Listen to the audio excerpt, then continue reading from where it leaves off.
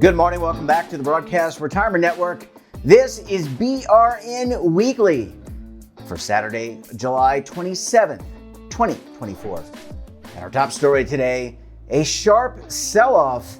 Mega tech stocks continue to slide. And joining me now to help break it all down, Jane King joins us from the NASDAQ. Jane, always a pleasure to see you. Thanks so much for joining us on the program this morning. Yes, great to be with you again, Jeffrey. And I'm going to say, Jane, you are our stock market Olympian in honor of the Olympics that are opening up this weekend. I get a gold medal. That's nice. I mean, honestly, I don't think there are any other competitors, but even so, it's because you are head and shoulders. You're head and shoulders above the rest, Jane. So it wouldn't be such a bad thing to have. Yeah. So Jane, I want to talk to you about a couple of things. Let's start with this tech sell-off because tech, as we have talked about, artificial intelligence, you think about the Alphabets, the Amazons, even the Teslas, they are what I would consider to be some of the biggest tech stocks in the world. They had a little difficulty this week. Well, they had an enormous sell-off. It was almost $1 trillion in market value that the Mag 7 lost. It was 800-something billion dollars in one day. Single biggest market value loss on record. But these stocks have not corrected for certainly this year and not much last year either. I mean, this was something people have been calling for at least since March. They felt like these valuations are getting lofty, and so we really just saw things wiped out. It was really triggered by Alphabet's earnings and Tesla's earnings, both of which fell short. And there's starting to kind of be this sense in the market that, well, maybe AI is getting ahead of itself and these companies are going to take longer for AI to really be profitable. And we heard from OpenAI. We didn't hear from OpenAI, but the information reported that they're losing like $7 billion a year on just operating their data centers and paying all their people and all the training that they need to do for the AI models. So it looks like AI may take a little longer to really be the profit center that many people thought. And I think that was behind the big sell-off that we saw. And just to follow up on that, Jane, I mean, just want to get your perspective on this because everybody and their mother has been talking about AI. When I do shows around retirement, that retirement plan providers are talking about, using artificial intelligence. When you talk to, I don't know, any sector of the economy, they're talking about the use of AI. So I guess maybe this is rhetorical, but is it more hype than reality right now? Well, there are definitely some great uses for it. I mean, I had talked to a CEO that they basically had AI that did all of the kind of paperwork for healthcare. So they would verify if somebody was, able to get this surgery or this treatment or something like that. They did all of that. And they found that the claims were paid quicker, there were less mistakes, things like that. But I also just feel like maybe it's going to take a little longer than people had really driven up those values. And NVIDIA, NVIDIA was the biggest company in the world there for a while. And I mean, I think the technology is amazing. I just think it might take a little bit longer for it to really gain traction and be mainstream than what many people think. Yeah, and I always joke that the NVIDIA CEO, he was like dressed in like a leather jacket, he was in jeans. Maybe like riding his Harley. Yeah, I mean, maybe that's a little too big for his britches. Maybe the market saw that. All right, Jane, and I'm joking about that. I don't really care what a guy wears as long as he's bringing value for his shareholders or her shareholders, their shareholders. Jane, let's talk about gross domestic product. Anyway, you take it. You tell us how the U.S. did in the second quarter. So, of course, this number gets revised a couple times before it's put in the books, but the initial number showed that it was stronger than expected in the spring. So growth of 2.8%. I think we expected 2% or 2.1 or something like that. A lot of that growth was government spending. I do have to say that. So this isn't making more widgets and more efficiency. This is government spending in the economy. So, but the headline read that the economy is growing quickly, and a lot of people just read the headlines. So, and the market seemed to be okay with that number. It does call into question what the Federal Reserve will do. If our growth is faster than expected, can they cut interest rates? And may not be as easy to do so. Yeah, and let's tie that back to the PCE number. That is the measure that the Fed actually uses to measure inflation. That number was released this week. What did we Yeah. see? It came in as expected, 2%, a little over 2%. So no big surprises there. I think the market is accepting that inflation is easing, if not even going down a little bit. That last CPI number we had showed a slight drop in inflation.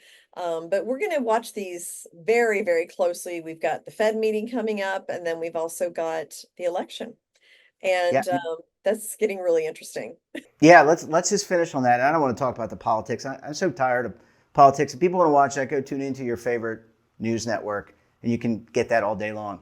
But how, Jane, when we talked about talked about last week with you, one party was undecided. I think that there was a lot of speculation that President Biden would pull out of the reelection race. He ultimately did. So is that coalescence around one candidate going into the convention post the Olympic, because we've got the Olympics in between now and the Democrat Party convention. But what does that mean? Because now we have a party in the Republican side, and it seems like we have a party, a candidate on the Democrat side. Yeah, well, I mean, man, how quickly that happened. I mean, President Biden steps down on a Sunday, and we've already got a candidate, and pretty soon we'll have a vice president. I mean, 1 week, actually, it was less than that till all the it was like 3 days when all the delegates were given to Kamala Harris. So, um, well, they had to work quickly because there's only a few months until the election, so they had to, build momentum and get it going, and they did. They launched, and it seemed to go okay. But now the hard questions will be getting asked about, their policies and their experiences. And, so that's when we're going to start seeing that. The Olympics are going to, you're right, take a lot of the attention away from the election, but then mid-August, we'll start to get underway again. It'll be interesting to see how sectors start reacting, like fossil fuels, which is traditionally thought to be friendly to a Trump presidency. So I'm going to watch some of those sectors and see if they have any early indications of where the wind's blowing. Yeah, and I'll just say, this is not a question for you, but I'd say it's a little disturbing that everything we talk about, it just centralizes in Washington, D.C. We're talking about the Federal Reserve, their big building is in Washington, D.C. We're talking about the Congress often, what their policies are, and now we're talking about the presidency, clearly centered at 1600 Pennsylvania Avenue. Jane, it's going to be interesting to see. It's going to be a interesting rest of the summer, but I still think of you as our Olympian, Jane, and no one, you're unmatched. So no one can match Jane King. Jane, great to see you. Thanks so much for joining us. We look forward to having you back on the program next week. Thanks. Thanks, Jane. Great to see you. Thanks for sharing your perspective. And when we come back, we take a look at some of our best segments for the week. You want to stay tuned right here.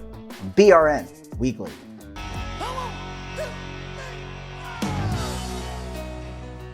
Now is your opportunity to co-create content around any topic on the First Lifestyle and Wellness Network. Reach a global audience through our platform and co-own exclusive branded content.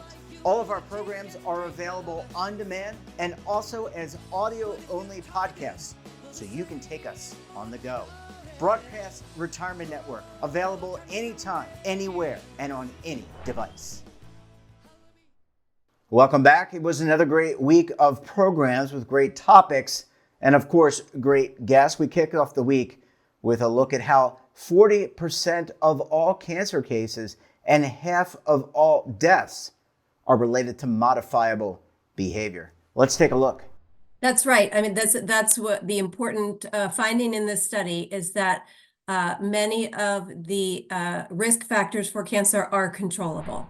Yeah, so it wasn't entirely surprising because a similar article was published back in 2016. So this is an update to that article. But yes, I mean it is a very important point, and I thank you for bringing this up on your broadcast because this is a point that we really need to publicize that these are risk factors that are controllable, that are modifiable. That's absolutely right. I mean, these are things that we've known about. Like you said, cigarette smoking is the #1 modifiable risk factor, and that's been shown over and over again. There have been tremendous efforts to cut down on cigarette smoking and exposure. So that's very important. Excess body weight, as you mentioned, is the number two factor. So that's something I think that we need to start tackling a little bit more aggressively.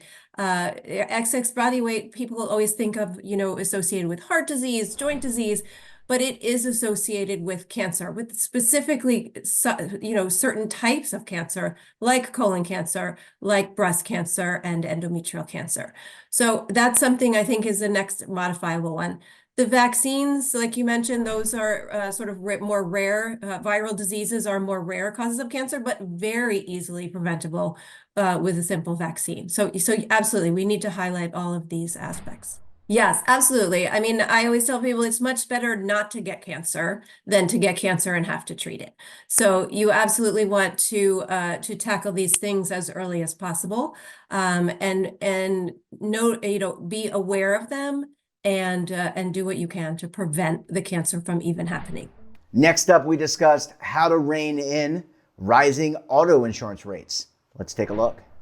Sure. I think the market that we're in for auto insurance is that a lot of companies are seeing the cost to fix vehicles has increased, as well as the number of claims has increased. So rates are adjusting to kind of keep up with the increased number of claims.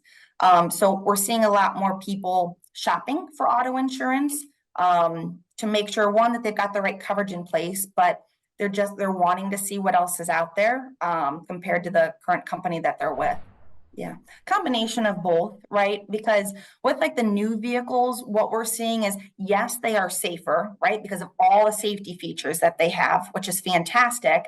But on the flip side, a little fender bender that somebody gets into, it's no longer $500 just to fix that bumper, right? You have to fix the bumper, recalibrate the sensors that are along with it. So that bumper that used to cost $500 is now easily $1,800 to fix, right? So those newer vehicles, they cost more to repair, but then like the premium on the older vehicles, depending on the age of the vehicle, it's a little bit more difficult to find parts for that particular vehicle once it hits a certain year. The cost to get the individual part increases as well. Sure. I would say SUVs and trucks nowadays, right, are going to be a little bit more pricey than sedans because, I mean, you can't get a truck for less than 60,000 or an SUV for less than 50,000 nowadays. So it's also based on the cost of the vehicle as well. But so yes, SUVs and trucks tend to be a little bit more than sedans. Oh, absolutely. And even with that, so the auto insurance itself, yes, there is going to be some variance based on the trim model, right, of it. But then when it comes to like the gas powered vehicles versus the battery powered vehicles, what we're seeing is that it's taking a little bit longer to repair those vehicles because you can't take it to just any repair shop, right? You have to take that battery powered vehicle to a specific repair shop. And if there's not as many locations or not as many options, I mean, they're backed up. So we have found, I mean, it's not bad either way, but it may take a little bit longer for a battery powered vehicle if there is a claim. But from the insurance perspective, maybe slight variances in the monthly premium. Sure. That is more so on the corporate side versus like the agency side. But I would say, if anything, if you are looking at seeing what your rates are, it's always good. You can do it once a year, right? Or closer to your renewal. That's probably what I would recommend with that. But I don't know if I would recommend changing every renewal, right? Because one of the things that we look at that helps with your premium is your longevity, right? Are you somebody who is a constant shopper that jumps insurance every 6 months?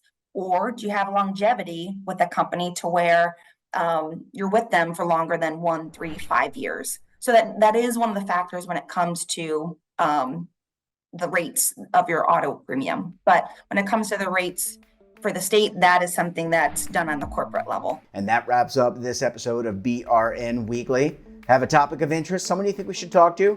Then drop us a line. And don't forget, for all the latest curated news in lifestyle, wellness, finance, tech, so much more all in one place, check out today's edition of our daily newsletter, The Morning Pulse. Want to search our archives, check out our latest content? Then visit our website, Hey, we're back again tomorrow for BRN Sunday. We'll be joined by the Legal Eagles, David Levine and Kevin Walsh of Groom Law Group, as we take a spin around Capitol Hill about retirement and benefits, law, legislation, and litigation. Until then, I'm Jeff Snyder. Stay safe, keep on saving. Don't forget, roll with the changes.